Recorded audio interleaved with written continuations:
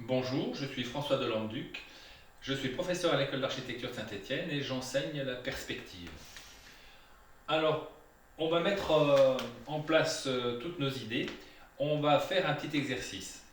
Donc je vous ai préparé un petit fond de calque avec un petit pavillon vu de dessus.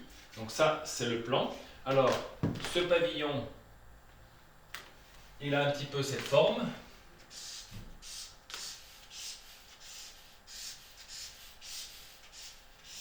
Voilà. Et je vais essayer de le représenter tel que j'ai mis ma perspective en place. C'est-à-dire, le plan est ici, mon œil, je regarde principalement le pavillon selon ce rayon de visée principal, et j'ai mis mon tableau à cette hauteur. Vous voyez, mon tableau coupe le pavillon. J'ai rabattu mon tableau, donc ça me donne la ligne d'horizon qui est égale à la distance œil rabattu. Cette distance ici, c'est la hauteur de mon œil. Mon œil est à cette distance-là que je reporte ici. Souvenez-vous, on fait passer par l'œil un plan horizontal qui coupe le tableau. Donc cette distance-là, c'est bien la hauteur de l'œil ici au plan horizontal. Donc on va commencer, on va mettre en perspective le plan. Donc on va prendre une droite, par exemple celle-ci. Quand la droite coupe le tableau ici, j'ai un point I qui est aussi le point I bar. Donc c'est aussi un point en perspective. Ce point I bar, c'est un point de la droite en perspective. Je fais passer par l'œil une parallèle à la droite pour obtenir sur ma ligne d'horizon la perspective du point à l'infini de la droite en question. Donc je me sers de l'œil rabattu pour aller directement sur ma ligne d'horizon. Et ici, j'ai la perspective de l'horizon du point à l'infini de la droite D. Donc je peux tracer la perspective de ma droite, qui est celle-ci.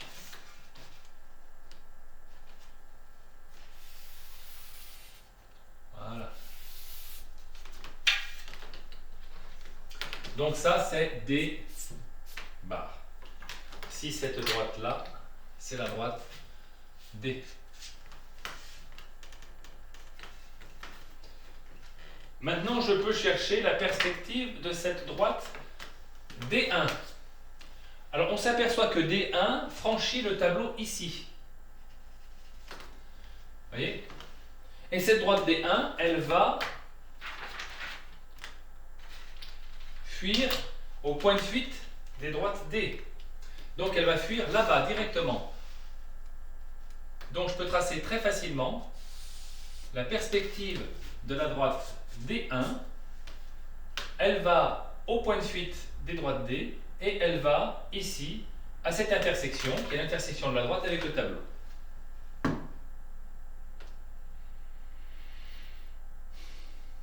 Après, qu'est-ce que l'on peut dire? On peut chercher la perspective de cette droite delta ici. Donc la droite delta, il va y avoir ici un point double. Quand la droite delta passe dans le tableau, ce point c'est un point de la droite D delta, mais c'est aussi un point de la perspective de la droite delta. Je vais tracer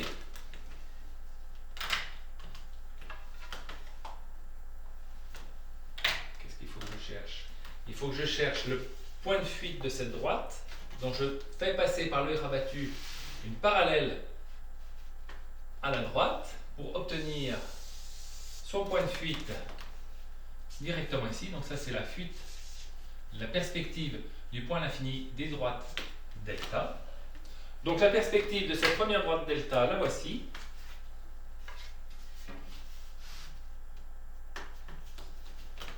La voilà.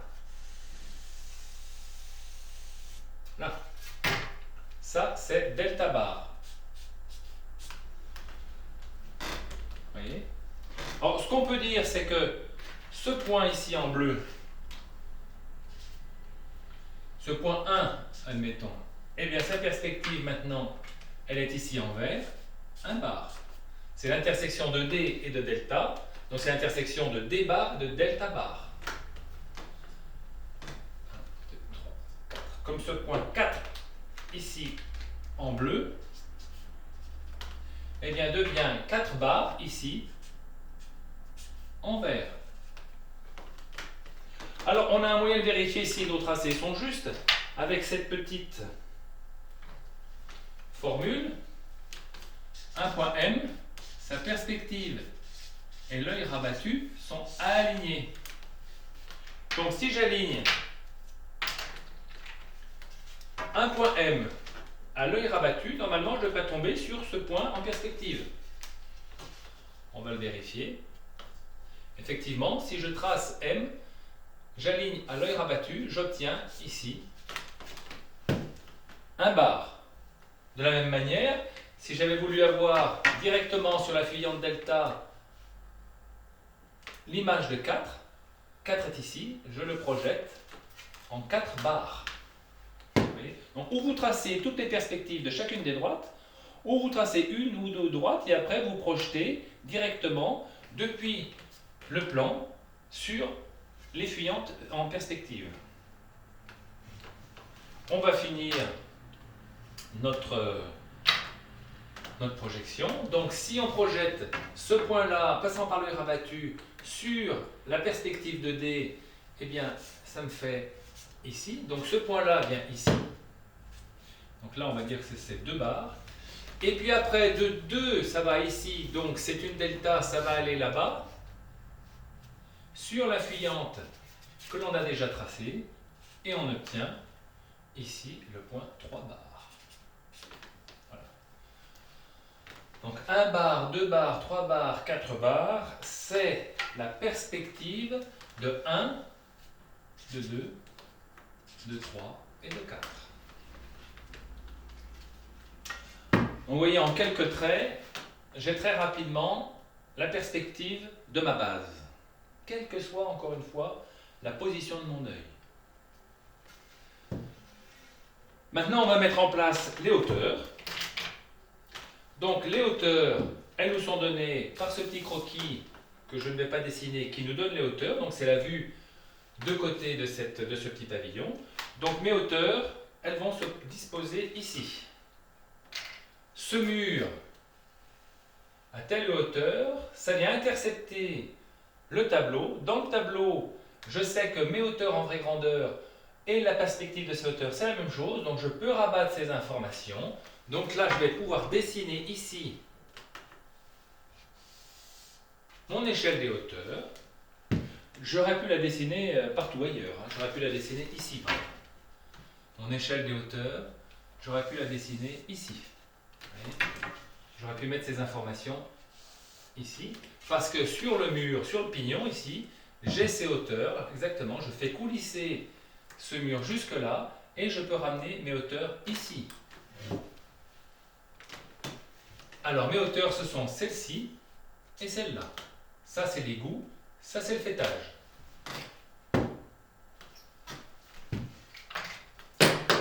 Alors on va marquer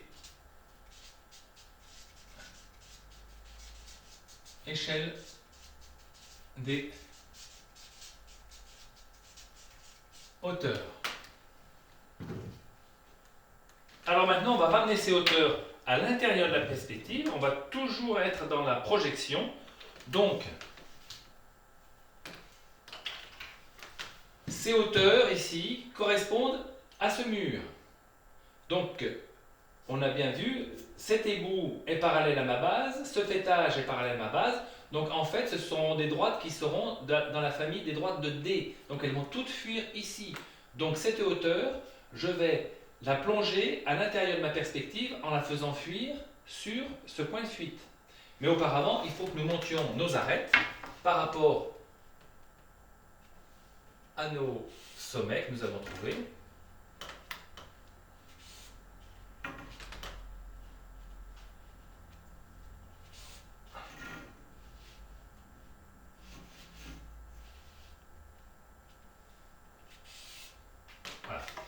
Donc depuis 1, depuis 2, depuis 3, depuis 4 ici, des arêtes verticales montent dans l'espace.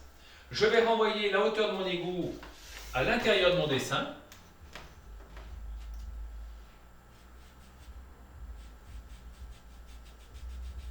Voyez. Et je sais que ici, à l'intersection de la perspective de mon égout et de la perspective de mon arête, j'ai ce point d'intersection. Et que cet égout, il va jusqu'à cette hauteur-là, ici sur cette arête-là. Alors ensuite, de l'autre côté, ça va de 2 à 3, donc ça fuit de l'autre côté. Donc là, on va avoir...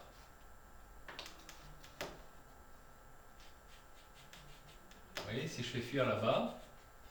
Ici, sur cette arête 3, la hauteur de l'égout sur cette arête 3. Et puis après, dans l'autre sens, ça va fuir ici.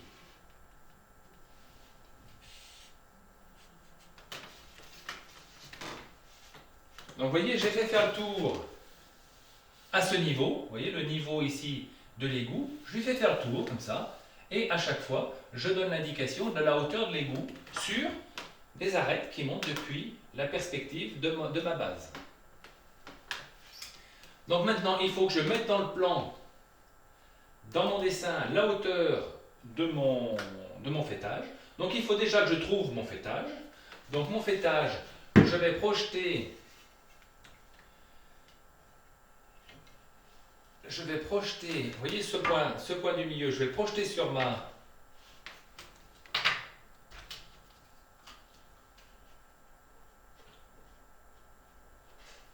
base en perspective. Vous voyez, ce point ici, on va l'appeler 1, 2, 3. On va le marquer en bleu, on va l'appeler X pour le différencier.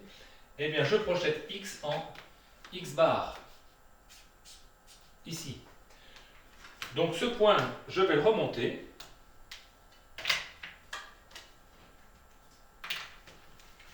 Ici, verticalement. Voilà. Et puis, je vais trouver sa hauteur en faisant tourner mes hauteurs par rapport à mon indication que j'avais ici, en faisant fuir là. Donc ici, je porte ma hauteur sur cette arête. Ensuite, je fais fuir de l'autre côté, puisque c'est sur le pignon que se trouve ce faîtage. Et donc, à l'intersection, j'ai bien ma hauteur de faîtage disposée au bon endroit. Et puis, je vais relier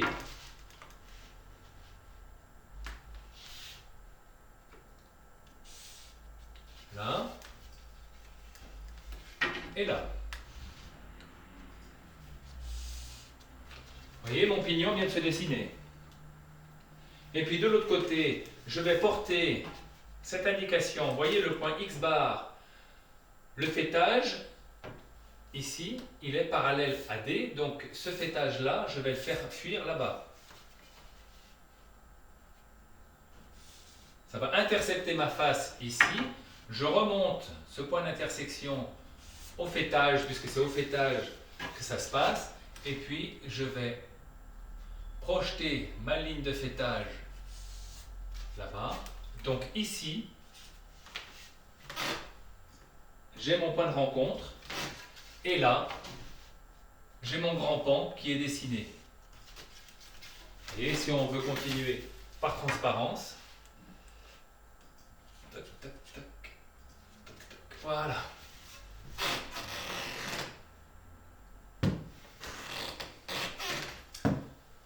Le grand pan de la toiture, le mur, le pignon.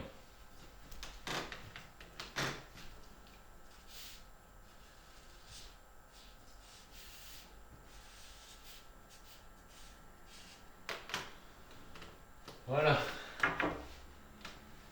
Donc ce que je vous propose maintenant, en termes d'exercice, c'est de reprendre exactement le même objet et de faire ce qu'on appelle un flipbook. Vous savez, le flipbook, c'est des dessins, comme un dessin animé. Quand on superpose des dessins et qu'on fait tourner très rapidement les pages, on a l'impression que l'objet est animé, est en animation. Et bien on va faire exactement ça. C'est-à-dire qu'on va prendre un point de centre, qu'on pourrait déterminer ici par exemple. Voyez. Et vous faites tourner toujours d'un même angle le bâtiment, un angle assez important quand même, et puis vous dessinez à chaque fois l'objet dans cette nouvelle situation. Et puis après, vos résultats graphiques, vous les mettez sous forme de flipbook et vous faites tourner la maison. Voilà. Je vous remercie. À bientôt.